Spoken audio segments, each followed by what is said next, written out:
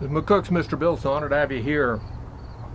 Just another week went by, but it was the first horror frost of 2019, October, you bet.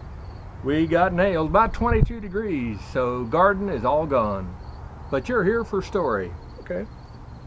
Well, had a guy come up, and a friend of mine, he said, I've been looking for a motor.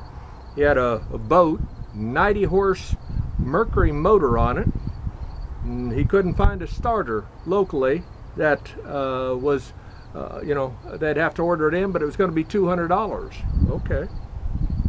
And he said, man, I sure hate to pay that. And I said, well, did you look around? He said, yeah, he called a couple of places, other area towns within 100 miles. And he said the cheapest one had $150, but you had to go get it. So he said you'd burn up most of that $50 in gas going to get the dumb thing. I said, yeah, there's the problem, and they'd still have to order it. Well, ended up that he said that he's gonna do it, and I said, well, give me a second. I said, let's go in the house and look at the computer. So we got on Amazon and looked up. In less than 3 minutes, we got to the site that we wanted and found the exact brand and type of starter that he needed for that 90 horse Mercury, and it cost $51. $51, and that was I have Prime, so I'd be shipping free. That's right, shipping free, $51 instead of paying $200 local. You might use a little wisdom in that yourself. Just saying. Just saying. And the second bit of wisdom I'd pass on today is I had a woman, a young woman, but going through a divorce, got some kids.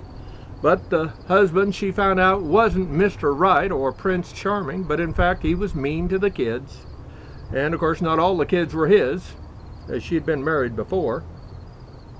With that in mind though, in one of their arguments she pushed him as the cops got there, and they asked her about it, and because he had told them that she had pushed him, and that she admitted it. She said, yeah, I pushed him.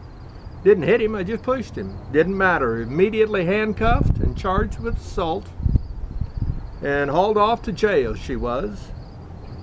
And then at the courtroom, she still hadn't learned her lesson that you don't agree with cops, because all she'd have had to do is deny it, and then it'd been his word or his word against her word, and they couldn't have done much.